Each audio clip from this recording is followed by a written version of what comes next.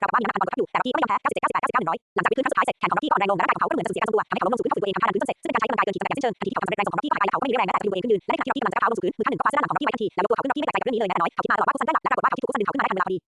18มังกรสวรรค์แสนสวยแห่งวังชาลียะบทที่18มังกรสวรรค์แสนสวยแห่งวังชาลียะขณะที่หลอกโยนเส้นโลกิน้ำเสียงของผู้สั้นแสงด้วยความซับซ้อนเล็กน้อยเส้นโลกิถ้าไม่คิดว่าถ้าจะอดทนได้มากขนาดนี้การแสดงของโลกิเมื่อถูกทำให้ผู้สั้นมองในมุมมองใหม่จริงๆแน่นอนว่าความเคารพที่ได้รับมาใหม่ที่สุดในสถานะของโลกิในฐานะมังกรสวรรค์ที่จริงแล้วผู้สั้นรู้ดีว่ามังกรฟ้าเป็นอย่างไรมังกรฟ้าอย่างโลกิที่ไม่เคยฝึกฝนข้างมาก่อนย่อมทำได้เพียงรังแกผู้อื่นด้วยพลังของตนเองเท่านั้นเพราะพลังของเขานั้นได้อย่างยิ่งภายใต้สถานการณ์เช่นนี้การวิ่ง8 กิโลเมตรและการวิ่งขึ้น100 ครั้งถือเป็นความสำเร็จที่น่าที่อยากแท้จริงและนั่นก็เป็นความจริงแม้ว่าการกระทำของโลกิในครั้งนี้จะไม่ได้ประกอบสำเร็จในกลุ่มสมุนไพรแต่เมื่อเทียบกับมังกรสวรรค์ธรรมดาแล้วมันต่างกันอย่างสิ้นเชิงอย่างไรที่สุดมันก็แสดงให้เห็นว่าเจตจำนงของโลกินั้นแน่มากและมีศักยภาพที่จะทำสิ่งยิ่งใหญ่ได้นั่นเป็นจุดสำคัญที่สุดโลกิยืนนิ่งหายใจออกมาหายใจเบาๆว่าการได้รับคำชมเช่นนี้จากกองพลเรือคู่ปราบเรือในกองทัพเรือในปัจจุบันถือเป็นเกียรติอย่างยิ่งสำหรับข้าจากนั้นโลกิก็พูดต่อว่าฉันทำอย่างที่คุณบอกแล้ววันนี้คุณน่าจะหาวิธีสอนที่และวิชาของรูปแบบของกองทัพเรือให้ฉันบ้างสิเมื่อได้ยินเช่นนั้นผู้สั้นก็โกรธด้วยความรำคาญเล็กน้อยการฝึกมังกรฟ้าเป็นเรื่องที่ยากจริงๆเขาไม่อยากแตะต้องมันเลยสักนิดแต่ตอนนี้เขาปฏิเสธไม่ได้แล้วเพราะอย่างที่เขาพูดไปเองเขาก็ต้องทำตามสัญญาหลังจากที่อยู่คู่หนึ่งผู้สั้นก็บอกว่าแน่นอนแต่ตอนนี้เจ้าอ่อนแอเกินไปต้องพักผ่อนและฟื้นฟูร่างกายก่อนเมื่อเจ้าหายดีแล้วเราก็เริ่มแผนการฝึกฝนท่านโลกิอยากน่าจริงอย่างที่ผู้สั้นบอกเขารู้สึกเหมือนตอนนี้ขยับนิ้วไม่ได้เลยสักนิ้วแล้วเขาจะฝึกฝนได้อย่างไรจากนั้นโลกิก็กล่าวว่าเอาละงั้นถ้าจะไปพักผ่อนสักครู่เราจะพบกันอีกครั้งที่ช่วงบ่ายท่านรองพลเรือผู้สั้นหลังจากจัดการเรื่องต่างๆเสร็จเรียบร้อยแล้วโลกิก็เรียกการแรงหัวหน้าของเขามาและสั่งให้เขาพักผ่อนมารับเขาไปเมื่อการเห็นโลกิในสภาพที่ดูเหมือนจมน้ำและเกิดหมดสติใบหน้าของเขาก็เต็มไปด้วยความตกใจอย่างไรก็ตามเขาไ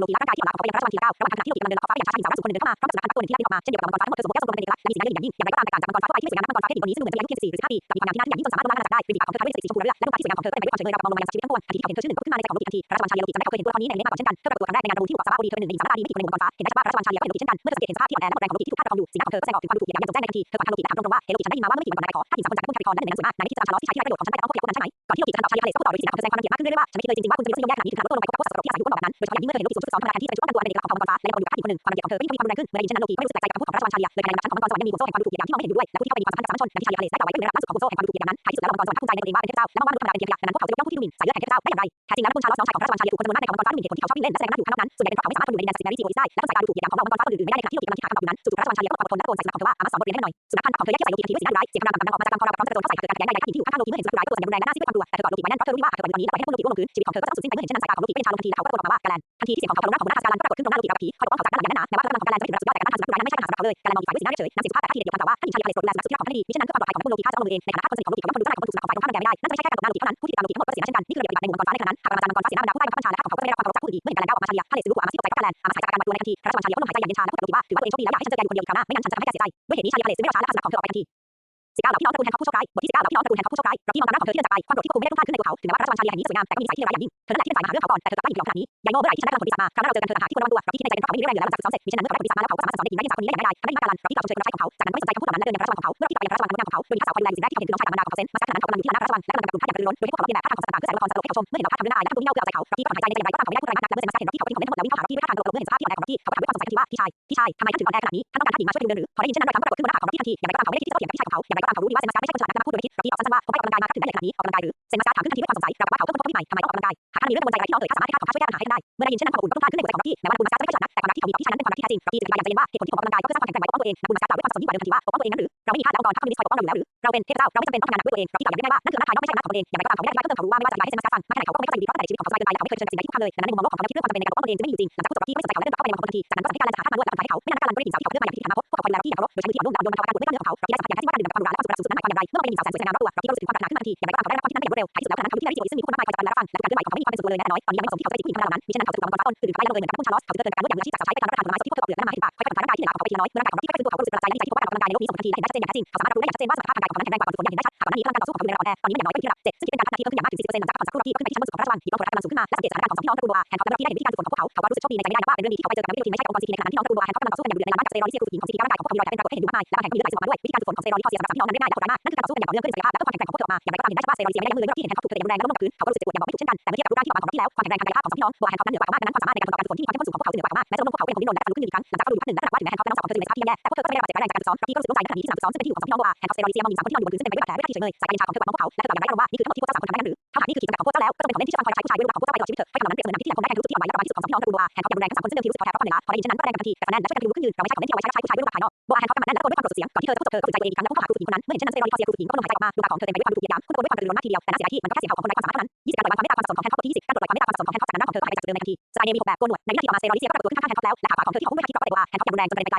พี่สาวอีกสองคนร้องออกมาด้วยความตกใจเมื่อเห็นแฮนค็อกถูกกระเด็นไปไม่มีทางเลือกอื่นแล้วช่องว่างด้านอำนาจระหว่างสามพี่น้องกับครูระดับสูงของ CCT 9ในปัจจุบันนั้นก็ใหญ่เกินไปถึงแม้ว่าในอนาคตสมาชิกของ CCT 9จะกลายเป็นตัวเล็กที่ลูฟี่บอกจัดการได้อย่างไม่ได้ก็ตามแต่สำหรับพี่น้องที่ไม่เชี่ยวชาญด้านการต่อสู้เลยสเตียรอยด์ที่พอเสียเพียงคนเดียวก็เปรียบเสมือนสมุนไพรที่ยากจะเอาชนะได้แล้วหลังจากต่อสู้กันอยู่พักใหญ่พวกเขาไม่สามารถแต่ต้องแต่สภาพของเธอได้เลยสเตียรอยด์เสียมองไปยังสามพี่น้องที่กอดกันแน่นด้วยความสัมพันธ์แล้วหากว่าพวกเธอใกล้จะหมดแล้วเธอคิดว่าในอนาคตพวกเธอจะเป็นคนรักหญิงของเซนโลกิและก็ไม่มีอุบัติเหตุอะไรเกิดขึ้นที่นี่เธอจึงการโจมตีและพูดอย่างเย็นชาว่าพอแค่นี้ก่อนเช้านี้ก็ไปพักผ่อนสักหน่อยแล้วเราจะกลับกันตอนบ่ายฉันจะสอนเทคนิคการต่อสู้ให้พวกคุณหลังจากนั้นสเตียรอยด์เสียก็จะไปโดยไม่หันกลับมามองเมื่อได้ยินเช่นนั้นสามพี่น้องจึงช่วยกันลุกขึ้นจากพื้นและอาการที่บอบช้ำและบาดเจ็บของพวกเธอเป็นอย่างที่คาดที่แล้วเมื่อแฮนค็อกกลับมาถึงห้องพยาแก้ปวดให้แผลและพักผ่อนสักครู่เธอก็ได้ยินเสียงเรียกของพวกโลกิจากนอกประตูบัวแฮนค็อกกำมันแน่นโดยสัญชาตญาณเมื่อนึกถึงมังกรสวรรค์คนนั้นที่อ้างว่าจะควบคุมวิญญาณของพวกเธอได้อย่างสมบูรณ์แต่สุดท้ายแล้วเธอก็ได้เพียงตั้งความอายและความไม่เต็มใจและเดินตามคนใช้เป็นยังไงของโลกิทันทีที่เธอเข้าไปในวังเธอก็ว่าโลกิกำลังนอนอย่างสบายอยู่บนโซฟาสุดหรูนั้นข้างๆเขาคือสาวใช้สาวสวยหลายคนซึ่งล้อมโลกิด้วยความเคารพคอยนวดหลังด้วยเท้าและต้นไม้ที่ขยับเหลือเกินแฮนค็อกปวดเล็กน้อยเมื่อเห็นภาพนั้นความรู้สึกรังเกียจอย่างรุนแรงก็เกิดขึ้นในใจเธอเกลียดความสนุกสนานและกับเขตของโลกิแต่เธอก็ไม่กล้าแสดงอารมณ์ออกมาทางสีหน้ามากนักเมื่อเห็นแฮนค็อกเดินเข้ามาโลกิก็ลุกขึ้นนั่งบนโรงและปลุกอย่างไม่ใส่ใจเป็นสัญญาณที่สาวใช้ที่อยู่ข้างๆถอยออกจากสาวใช้โค้งพนับและเดินออกไปอย่างเงียบๆในขณะนี้มีเพียงแฮนค็อกและโลกิเท่านั้นที่ยังคงอยู่ในพระราชวังอันกว้างใหญ่เมื่อเห็นเช่นนั้นแฮนค็อกรู้สึกประหลาดน้อยและกำลังไปขึ้นก้าวโดยสัญชาตญาณอย่างไรก็ตามโลกิดูเหมือนจะความคิดของเธอได้และไม่ได้พูดถึงเรื่องที่คุยกันเมื่อคืนแต่กลับเปลี่ยนคำถามและถามอย่างใจเย็นว่าการซ้อมเมื่อเช้านี้เป็นอย่างไรบ้างเมื่อได้ยินเช่นนั้นแฮนค็อกก็รู้ว่าโลกิถามถึงความคืบหน้าของเธอในวันนี้และร่างกายที่ตึงเครียดของเธอก็ผ่อนคลายลงเล็กน้อยแต่แฮนค็อกก็ยังคงตอบอย่างแข็งทื่อว่าผมแค่โดนซ้อมมาทั้งเช้านอกจากจะรู้สึกว่าร่างกายคนต่อแรงกระแทกได้มากขึ้นแล้วผมไม่รู้สึกว่าได้เรียนรู้อะไรเลยหลังจากพูดจบเธอก็ก้มหน้าลงรับคำที่อาจเกิดขึ้นอย่างไรก็ตามปฏิกิริยาของโลกิกับเหนือความคาดหมายของเธอหลังจากฟั